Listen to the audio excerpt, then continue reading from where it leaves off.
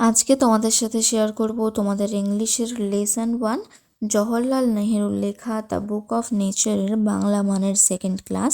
এর আগে আমরা ইউনিট 1টা অলরেডি কমপ্লিট করেছি, আর আজকে আমরা কিন্তু ইউনিট 2টা শুরু করব।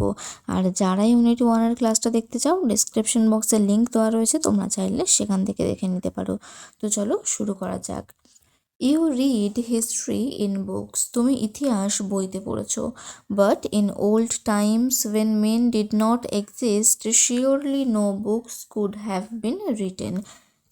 কিন্তু প্রাচীনকালে যখন মানুষের অস্তিত্ব ছিল না, তখন অবশ্যই কোনো বই লেখা হয়নি। How then can we find out what happened then, তাহলে তখন কি ঘটেছিল আমরা কিভাবে জানতে পারি? We can not merely sit down and imagine everything, আমরা এক জায়গায় কেবল বসে সমস্ত কিছু কল্পনা করতে পারি না। These would be very interesting, for we could imagine anything we wanted to, and would thus make up the most beautiful fairy tales. বলছে যে এটা খুব আকর্ষণীয় হবে, কারণ আমরা যে কোনো কিছু কল্পনা করতে পারি এবং এভাবেই সব থেকে সুন্দর রূপকথার কাহিনী তৈরি করতে পারি বা করি। তারপরে রয়েছে but this need not be true as it would not be based on any facts that we had seen. তবে এটা সত্যি হওয়ার দরকার নেই, কারণ এটা আমরা দেখেছি এমন কোনো তথ্যের ভিত্তি হবে না। অর্থাৎ এটা যে আমরা যেটা কল্পনা করি সেটা যে সত্যি হবে না, কারণ সেটা যে আমরা চোখে দেখেছি সেটার কোনো প্রমাণ নেই, তাই জন্য আমরা সেটাকে সত্যি বলতে পারি না।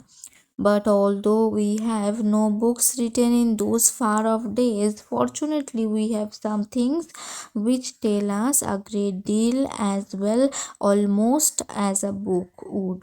বলছে যে তবে যদিও আমাদের সেই দূরের দিনগুলোতে বা আগেকার দিনগুলোতে কোনো বই লেখা ছিল না, তবে সৌভাগ্যক্রমে আমাদের কাছে এমন কিছু জিনিস রয়েছে যেটা আমাদেরকে বলে, যেটা যা কিছু বলে তা একটা বইয়েরই মতো।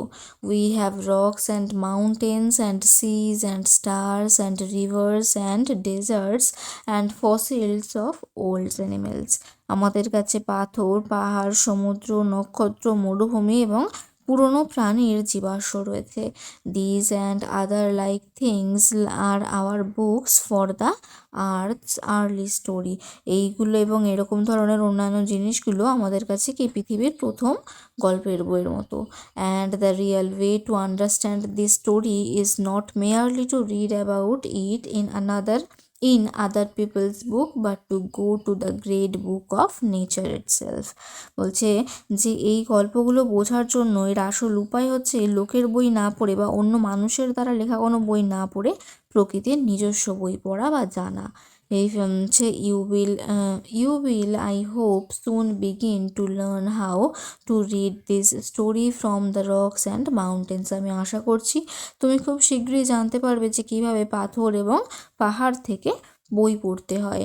Imagine how fascinating it is, আশা হচ্ছে অনুভব করো বা কল্পনা করো যে এটা কতটাই না চিত্তাকর্ষক হবে।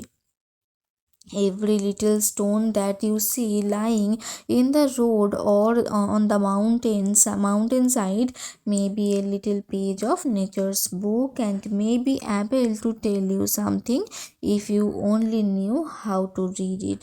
বলছে যে তুমি রাস্তার ধারে বা পাহাড়ের পাশে পড়ে থাকা কোনো ছোট পাথর যদি দেখতে পাও, সেটা হবে কি পৃথিবীর বা প্রকৃতির এই বইয়ের একটা সামান্য অংশ বা সামান্য একটা পৃষ্ঠা, এবং তুমি এটা তখনই পড়তে সক্ষম হবে যদি তুমি জানো যে কিভাবে পড়তে হয়। To be able to read any language, Hindi or Urdu or English, you have to learn its alphabet. বলছে কোনো ভাষা জানতে হলে, কোনো ভাষা যেমন হিন্দি, উর্দু বা ইংরেজি জানতে হলে বা শিখতে হলে আগে তোমাকে তার অক্ষর বা বর্ণমালাটা জানতে হবে। So also you must learn the alphabet of nature before you can read her story in her books of stone and rock. পাথর ও শিলার বইগুলোর গল্প পড়ার আগে তোমাকে অবশ্যই এই প্রকৃতির বর্ণমালা শিখতে হবে। Even now perhaps you know a little how to read this. তবে আমি আশা করি তুমি এখন কিছুটা হলেও পড়তে পারছো বা জানো। If you see a little round shiny pebble does it not tell you something, does it not you tell something. বলছে তুমি যদি একটা ছোট্ট চকচকে নুড়ি পাথর দেখো, এটা কি তোমাকে কিছু বলবে না? How did it get round and smooth and shiny without any corners or rough edges. বলছে এটা কি তোমাকে বলবে না যে এটা কিভাবে যে এটার কোনো কোণ নেই বা এটা এত রুক্ষ এবং কোনো প্রান্ত ছাড়াই এত চকচকে কিভাবে হয়ে গেল, সেটার গল্প কি তোমায় বলবে না? If you break a big rock into small bits, each bit is rough and has corners and rough edges. যদি তুমি একটা বড় পাথর ভাঙো, তাহলে তার ছোট অংশগুলোতে কিন্তু কি থাকবে? ভাঁজ থাকবে, রুক্ষ হবে, কোণ থাকবে। It is not at all like a round smooth payable. এটা কিন্তু একেবারেই মসৃণ নুড়ি পাথর বা মসৃণ চকচকে নুড়ি পাথর হবে না। How then did it the pebble become so round and smooth and shiny. তাহলে এই ছোট্ট নুড়ি পাথরটা কীভাবে এতটা গোল, মসৃণ ও চকচকে হলো? It will tell you its story if you have good eyes to see and ears to hear it. এটা তোমাকে তার গল্প বলবে যদি তোমার সঠিক বা ভালো চোখ থাকে এবং শোনার মতো, মানে সঠিক শোনার মতো কান থাকে। It tells you that once upon a time, it may be long ago, it was a bit of a rock, just like the bit you may be break from a big rock or stone with plenty of edges and corners. কী বলবে যে এটা তোমাকে বলবে একদা এক সময় বা অনেকটা সময় আগে এটাও একটা বড় পাথরের অংশ ছিল, যেমনটা কি তুমি কোনো বড় পাথর ভাঙলে যেমনটা দেখতে পাবে, তেমনই, যার কিন্তু রুক্ষ কোণ বা প্রান্ত ছিল। Probably it rested on some mountain side. সম্ভবত এটা কোনো পাহাড়ের পাশে বিশ্রাম নিয়েছিল।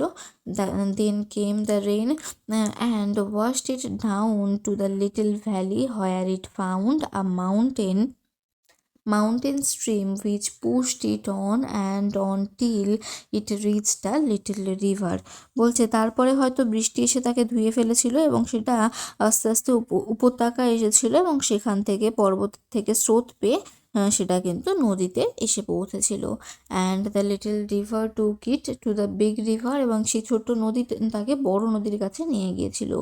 And all the while it rolled and at the bottom of the river and its edges were worn away and its rough surface made smooth and shiny. এবং এই সমস্ত সময়টা সেটা নদীর তলদেশে গড়িয়ে পড়ে বা গড়িয়ে এসেছিল এবং তার ফলে কিন্তু তার কিনারাগুলো মসৃণ হয়ে গেছিল এবং চকচকে হয়ে উঠেছিল। So it became the pebble that you see. তাহলে এইভাবেই সে কিন্তু তুমি যেরকম দেখছো তেমন একটা নুড়ি পাথর হয়ে উঠেছিল। Somehow the river left it behind and you found it. হয়তো কোনোভাবে নদীটাকে পিছনে ফেলে চলে গেছে এবং তুমি তাকে খুঁজে পেয়েছো। If the river had carried it on, it would have become smaller and smaller till at last it became a grain of sand and joined its brothers and at the seaside to make a beautiful beach where little children can play and make castles out of the sand. বলছে যে যদি নদীটা চেকে নিয়ে চলে যেত তাহলে এটা আরও ছোট হয়ে বালির দানার মতো ছোট হয়ে যেত এবং সেটা কিন্তু সমুদ্রের তীরে গিয়ে তার ভাইদের সাথে মিশত, যেটা কিন্তু একটা সমুদ্র সৈকত তৈরি করত, যেখানে ছোট বাচ্চারা খেলতে পারে, বালি দিয়ে দুর্গ তৈরি করতে পারে। If a little pebble can tell you so much, যদি একটা ছোট্ট কণা তোমাকে এত কিছু বলতে পারে, how much more could we learn from all the rocks and mountains and the many other things we see around us, তাহলে এই সমস্ত পর্বত শিলা আমাদের চারপাশে যা কিছু আমরা দেখছি তা থেকে আমরা আরও কত কিছু জানতে পারি বা শিখতে পারি। তাহলে এখানেই কিন্তু আমাদের এই গল্পটা বা এই চ্যাপ্টারটা শেষ হলো। আশা করছি তোমাদের এটা ভালো লাগলো। নেক্সট ক্লাসে আমি এর অ্যাক্টিভিটি কিন্তু তোমাদের সাথে শেয়ার করব, তাই আজকের ক্লাসটা যাদের ভালো লাগলো তারা কিন্তু অবশ্যই ক্লাসটাকে লাইক কমেন্ট শেয়ার করে দিও, আর যারা এখনও সাবস্ক্রাইব করোনি অবশ্যই সাবস্ক্রাইব করে নিও। তাহলে আজকে এখানেই শেষ করছি। Thank you.